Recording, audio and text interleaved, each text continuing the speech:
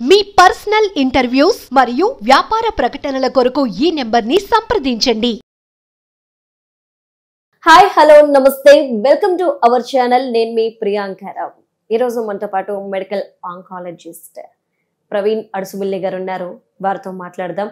Blood cancer రావడానికి reasons ఏంటి, blood క్యాన్సర్కి ఎలాంటి ట్రీట్మెంట్ అవైలబుల్గా ఉంది, అలానే బ్లడ్ క్యాన్సర్ వస్తే చచ్చేందుకు మెడిసిన్స్ వాడాలా లేదంటే ఇక ట్రీట్మెంటే లేదా, ఇలాంటి విషయాలు మనం ఆయన అడిగి తెలుసుకుందాం. నమస్కారం సార్. అందరికీ నమస్కారం. యాక్చువల్లీ బ్లడ్ క్యాన్సర్ వస్తే కనుక బ్లడ్ క్యాన్సర్ ట్రీట్మెంట్లో భాగంగా బ్లడ్ ప్యూరిఫికేషన్ కూడా ఉంటుంది అని చెప్పేసి అంటారు. సో బ్లడ్ క్యాన్సర్ వస్తే కంపల్సరిగా మనం బ్లడ్ ప్యూరిఫికేషన్ చేయాల్సిందేనా? ఈ బ్లడ్ ప్యూరిఫికేషన్ అనేది అంటే కరెక్ట్గా ఉన్న నానుడు కాదండి. ఎందుకంటే దాన్ని ఏంటంటే మనం ప్లాస్మా ఎక్స్చేంజ్ అంటామండి. కొన్ని రకమైన మనం రక్తానికి సంబంధించిన ఇబ్బందుల్లో మనం ఏంటంటే కనుక ఆ రక్తంలో ఉన్న కణాలు లేదంటే అవి తగ్గటానికి మనం ప్లాస్మా ఫెరిసిస్ అని చేస్తాము, లేదంటే ప్లాస్మా ఎక్స్చేంజ్ అనేవి కూడా మనం చూస్తూ ఉంటాం. అదే బ్లడ్ క్యాన్సర్లు వచ్చేటప్పటికి ఈ బ్లడ్ ప్యూరిఫికేషన్ అలాంటివి అనేవి ఏమీ లేవు.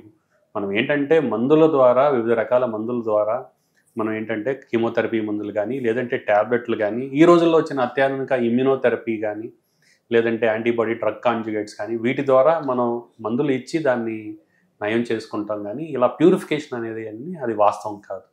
యాక్చువల్లీ చాలా మంది ఏమనుకుంటారు అంటే బ్లడ్ క్యాన్సర్ వస్తే గనక భయపడిపోతారు. ఎందుకంటే అంత ట్రీట్మెంట్కి అంత డబ్బులు మేము పెట్టలేము, లక్షల్లో ఖర్చు అవుతుంది అని చెప్పేసి అంటారు. సో బ్లడ్ క్యాన్సర్ వస్తే మనకి ఎంతవరకు ఖర్చు అయ్యే ఛాన్సెస్ ఉన్నాయి?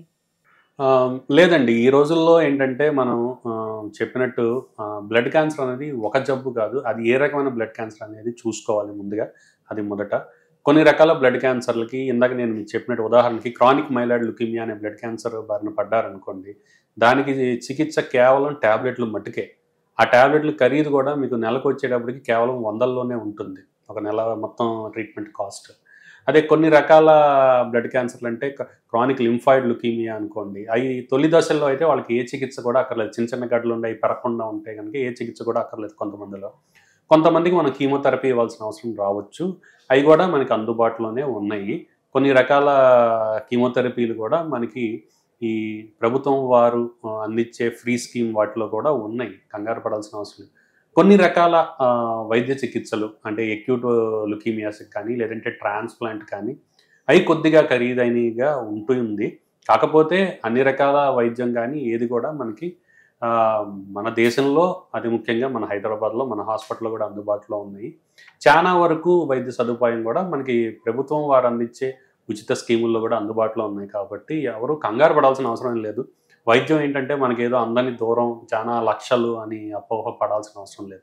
అది ఏ రకమైన జబ్బో చూసుకుని దాని తగ్గట్టు మనం వైద్యం చేయించుకోవచ్చు. మనకి ప్రభుత్వ హాస్పిటల్లోనూ కొన్ని అందుబాటులో ఉంటాయి, మనలాంటి ప్రైవేట్ హాస్పిటల్స్లోనూ కూడా అన్ని రకాల వైద్య చికిత్సలు అందుబాటులో ఉన్నాయి. అవి ఖరీదైనవి కూడా కాదు, అందరికీ అందుబాటులోనే ఉన్నాయి. యాక్చువల్లీ డాక్టర్ గారు, ఇప్పుడు పెద్దవాళ్ళల్లో బ్లడ్ క్యాన్సర్ వచ్చిందంటే ఓకే, చిన్న చిన్న తప్పులు వాళ్ళు చేస్తుంటారు. కానీ ప్రజెంట్ సిచ్యువేషన్లో చిన్నపిల్లలకు కూడా బ్లడ్ క్యాన్సర్ ఎక్కువగా వస్తుంది. దీనికి రీజన్ ఏమై ఉండొచ్చు?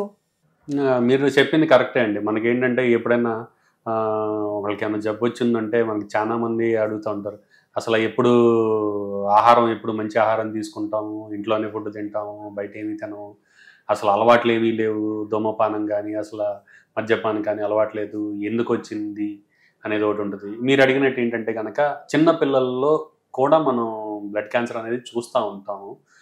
నేను ఇందాక చెప్పినట్టు ఈ బ్లడ్ క్యాన్సర్ల యొక్క ముఖ్య కారణం జన్యుపరమైన మార్పులండి, జెనెటిక్ మాడిఫికేషన్స్ అండ్ చేంజెస్. కాబట్టి వాళ్ళ కణాల్లో వచ్చిన మార్పు వల్లే మనకి ఆ బ్లడ్ క్యాన్సర్ అనేది చిన్నపిల్లలు కూడా చూడటం జరుగుతుంది. అంతేగాని వాళ్ళు ఏదో చేశారు, దానివల్ల ఈ జబ్బు వచ్చింది, దీని బారిన పడ్డారు, వాళ్ళకి ఏదో అలవాట్లు ఉన్నాయి అనేది కాదు. కాబట్టి దాని రక్తంలో లేదంటే ఆ కణాల్లో వచ్చిన జన్యుపరమైన మార్పుల వల్లే ఈ జబ్బు బారిన పడతాం అనేది చిన్నపిల్లలు కూడా, కొంతమంది చిన్నపిల్లలు మనం చూస్తున్నాము. చిన్నపిల్లల్లో వచ్చిన క్యాన్సర్లకు కూడా మనకి రెస్పాన్స్ అనేది చాలా బాగా ఉంటుందండి, తొందరగా తగ్గే అవకాశం కూడా ఉంటుంది ఏ రకమైన బ్లడ్ క్యాన్సర్ని బట్టి. పెద్దవాళ్ళలో పోలిస్తే చిన్నపిల్లల్లో జబ్బు బారిన పడినా కానీ వాళ్ళకి రెస్పాన్స్ అనేది బాగా ఉంటుంది, తొందరగా తగ్గే అవకాశం ఉంటుంది. కాబట్టి కంగారు పడాల్సిన అవసరం. ఒకప్పటికన్నా ఇప్పుడు చూస్తే క్యాన్సర్ వల్ల మరణాలు ఎక్కువగా పెరిగిపోతున్నాయి. సో దీనికి రీజన్ ఏమై ఉండొచ్చు? అవునండి, అంటే గత దశాబ్ద కాలంతో పోలిస్తే క్యాన్సర్ బారిన పడే వాళ్ళ సంఖ్య కూడా పెరుగుతుంది. కాకపోతే ఏంటంటే ఈ దశాబ్ద కాలంలో ఈ క్యాన్సర్ వైద్య శాస్త్రంలో కూడా చాలా అత్యాధునిక చికిత్స పద్ధతులు కూడా వచ్చినాయండి. కాకపోతే కొంతమందిలో ఇంకా కూడా మనం జబ్బు కనుక్కునేటప్పటికి చాలా లేట్ దశలో మనం కనుక్కోవడం అనేది జరుగుతుంది. కాబట్టి ఎప్పుడైనా మనం జబ్బును నయం చేసుకోవాలంటే ఎంత తొందరగా కనుక్కున్నాం అనేది ముఖ్యం.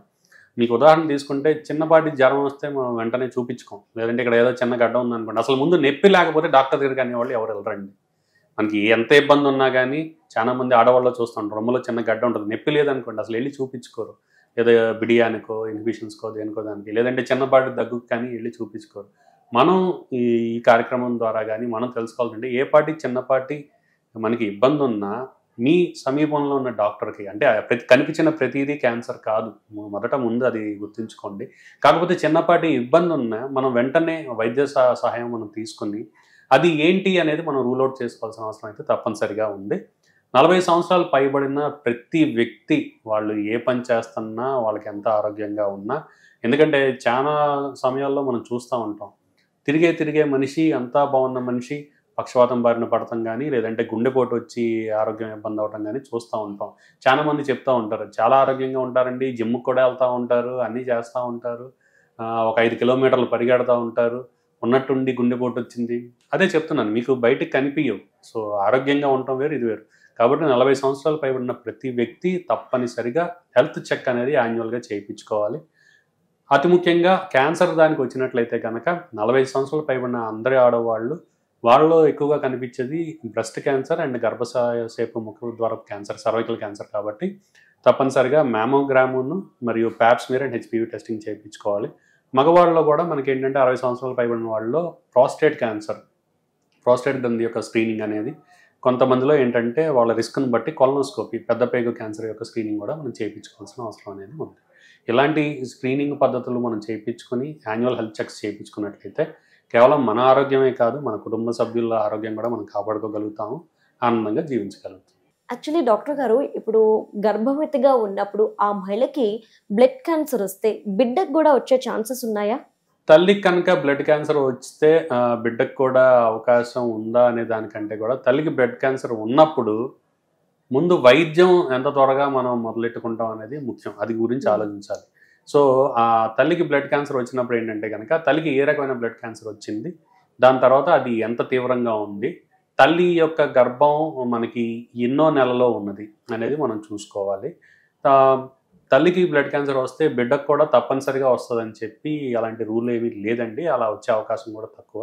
కాకపోతే ఏంటంటే కనుక అంత ముఖ్యంగా మనం తల్లికి వైద్యం అందించి మనం తల్లిని కాపాడుకోవడం ఎంత ముఖ్యమో, ఆ స్టేజ్ని బట్టి, ఆ బ్లడ్ క్యాన్సర్ యొక్క రకాన్ని బట్టి శిశువుని కూడా ఎలా కాపాడుకోగలమా లేదా అనేది చూడటం అనేది మనం చూసుకోవాలి. తప్పనిసరిగా గర్భిణీ స్త్రీలో బ్లడ్కి సంబంధించిన ఇబ్బంది వస్తే కనుక అది చాలా ఒత్తిడితో కూడుకున్న సమయం, అటు పేషెంట్కి వాళ్ళ కుటుంబానికి, ఇటు వైద్యం చేసే డాక్టర్ కూడా చూసుకుని కొన్ని కఠినమైన నిర్ణయాలు ఇద్దరితోనూ మనం చర్చించి తీసుకోవాల్సిన అవసరం ఉంటుంది.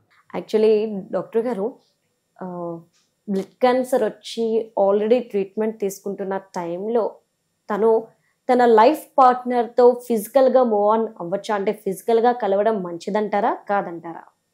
క్యాన్సర్ పేషెంట్లు అంటే అది మగవారు కానీ ఆడవారు కానీ క్యాన్సర్ బారిన పడిన తర్వాత వైద్యం తీసుకునేటప్పుడు వాళ్ళ సంసార జీవితం మామూలుగా సాగించడం అనేది వివిధ రకాలు బట్టి ఉంటుందండి. అది ఏ రకమైన క్యాన్సర్ వైద్యం తీసుకుంటున్నారు, ఏ రకమైన క్యాన్సర్ బారిన పడ్డారు అనేది ముఖ్యంగా ఉంటుంది. తప్పనిసరిగా పిల్లల కోసం, సంతానం కోసం ప్రయత్నించడం అనేది క్యాన్సర్ ట్రీట్మెంట్ తీసుకునేటప్పుడైతే డాక్టర్స్ ఎవరు అడ్వైస్ చేయరండి. ఎందుకంటే వివిధ రకాల ట్రీట్మెంట్ని బట్టి, అది రేడియేషన్ ట్రీట్మెంట్ అవ్వచ్చు, కీమోథెరపీ ట్రీట్మెంట్ అవ్వచ్చు, లేదంటే సర్జికల్ ట్రీట్మెంట్ అవ్వచ్చు, వివిధ రకాల ట్రీట్మెంట్స్ని బట్టి పిల్లల మీద ప్రభావం చూపించే అవకాశం ఉంటుంది. కాబట్టి పుట్టిన తర్వాత సంతానం గురించి ప్రయత్నించద్దు అని మనం చెప్తాము. వాళ్ళ సంసార జీవితం కూడా సాగించడానికి ముఖ్యంగా అది ఏ రకమైన క్యాన్సర్ ఏంటి అనేది కూడా ఒకసారి అది చూసుకుని ఇద్దరు దంపతులతో మాట్లాడి వాళ్ళకి సజెషన్ ఇవ్వడం అనేది జరుగుతుంది. బ్లడ్ క్యాన్సర్ రావడానికి మన లైఫ్ స్టైల్లో మనం చేసే ఏ తప్పు వల్ల వస్తుంది అంటారు?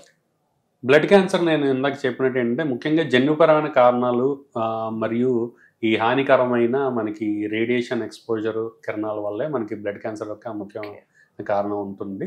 సో ఇది కొన్ని రకమైన డైట్లు అనేది ఏమీ లేదు. కాకపోతే ముఖ్యంగా గుర్తుంచుకోవాల్సింది ఏంటంటే ఈ రోజుల్లో మనం తీసుకునే ఆహారంలో ఎంతో కొంత ఈ పెస్టిసైడ్స్ వీటి యొక్క కంటెంట్ ఎంతో కొంత ఎక్కువ ఉంటుంది. ఎందుకంటే వ్యవసాయం చేసే వాళ్ళు కూడా ఈ పురుగులు ఎక్కువైపోవడం వల్ల పురుగుల మందు వాడకుండా పెంచే అవకాశం తగ్గిపోతుంది. అందుకని ఈ రోజుల్లో ఆర్గానిక్ వెజిటేబుల్స్ కానీ ఫ్రూట్స్ కానీ వీటికి యొక్క మనకి డిమాండ్ అనేది కూడా పెరుగుతూ ఉంది. కాబట్టి వీలైనంత వరకు ఈ పురుగుల మందులు ఇవన్నీ వీటి వల్ల ఎక్కువగా వినియోగించిన ఆహారం తీసుకోకుండా మంచిగా కొద్దిగా ప్రాపర్గా పండించిన ఆహారం తీసుకోవటం. అండ్ వీటితో కాకుండా మనకి ఈ ప్రాసెస్డ్ మీట్ అంటే కనుక మనం చాలాసార్లు నిల్వ ఉండిన మాంసాహారం తీసుకోవడం కానీ నిల్వ ఉన్న ఆహారాలు తీసుకోవటం కానీ ఇలా మనం చాలా పాటు ఏంటంటే ఫ్రోజన్ ఫుడ్స్ ఏంటంటే ప్యాక్డ్ ఫుడ్స్ ఫ్రోజన్ ఫుడ్స్ ఈ కన్జ్యూమ్ చేయడం వల్ల కూడా వివిధ రకాల ఆరోగ్య సంబంధించిన సమస్యలు రావడం కానీ క్యాన్సర్లు కానీ వచ్చే అవకాశం ఉంటుంది. ఈ తగ్గించుకున్నట్లయితే మన చేతిలో ఉన్న ఈ మార్పులు చేసుకున్నట్లయితే కనుక ఆరోగ్యంగా ఉండే అవకాశం ఉంటుంది. Right, thank you so much sir. నమస్తే. సో చూసారు కదా, చాలా మంది బ్లడ్ క్యాన్సర్ రాగానే భయపడిపోతుంటారు. ప్రెగ్నెంట్ టైంలో వస్తే ఇలాగా, వచ్చిన తర్వాత లైఫ్ పార్ట్నర్తో మూవ్ ఆన్ అవ్వచ్చా, లేదంటే వస్తే ఆ బ్లడ్ క్యాన్సర్ వస్తే చనిపోవాల్సిందేనా, ఇలాంటి అనుమానాలన్నిటికీ కూడా ఈరోజు సార్ చెప్పిన ఆన్సర్స్తో స్టాప్ పడినట్లే. సో మరిన్ని హెల్త్ అప్డేట్స్తో మీ ముందుకు వచ్చేస్తాను. కీప్ వాచింగ్ మనం టీవీ.